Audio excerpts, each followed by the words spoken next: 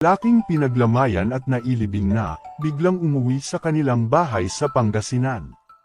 Nagimbal ang buong barangay sa Silangan, Sual, Pangasinan, nang biglang bumalik sa kanilang lugar si Eduardo Guille, ang lalaking inakalang pumanaw na. Matapos bumaba ng bus at maglakad pa uwi, hindi inaasahan ni Eduardo na magiging kakaiba ang pagsalubong sa kanya. Takot at pagtataka mula sa mga kapitbahay, na tila baga isa siyang multo.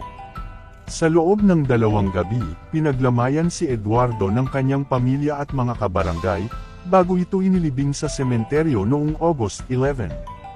Ang kanilang paniniwala, pumanaw na si Eduardo matapos mawala ng ilang araw at matagpuan ang isang bangka, na may kalahating katawan sa Burgos, Pangasinan noong August 8. Walang pag-aalinlangan, inuwi ng kanyang pamilya ang bangkay, pinaniniwalaang ito nga si Eduardo Guille, dahil kapareho umano ng sinturon ni Eduardo ang suot-suot na sinturon ng kalahating bangkay.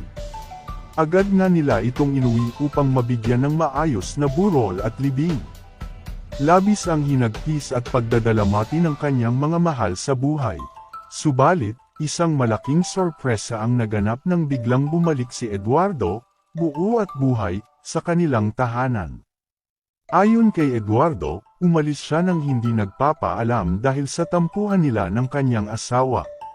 Dagdag pa nito, nag-mission daw siya sa isang kapilya sa Alaminos City kaya ilang araw siyang hindi nakauwi sa kanilang bahay.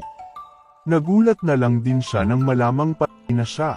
Ngayon, plano ng kanyang pamilya na ilabas mula sa nicho ang bangkay na kanilang nailibing, at umaasa silang maibabalik ito sa tunay nitong pamilya.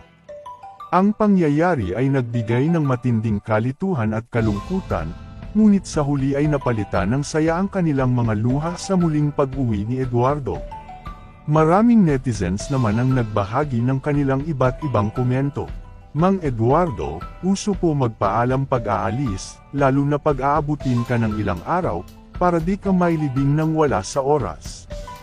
Creepy, pero kung ako tatay ko yun, susunggab ko talaga ng yakap. Bakit? Kasi di nagpaalam at di man lang mag-text or chat na di makakauwi ng ilang araw. I'm happy with the family of Eduardo, na ibsan ang bigat sa dibdib na naramdaman nila. Sana all bumabalik. Nay's story, it's good to hear that. Happy ang family niya. Thanks God, dahil buhay siya at nakabalik na. I will take this as a funny moment. Kasi naman, may report ba sa pulis? Or nag-assume na lang sila na ama nila yung bangkay?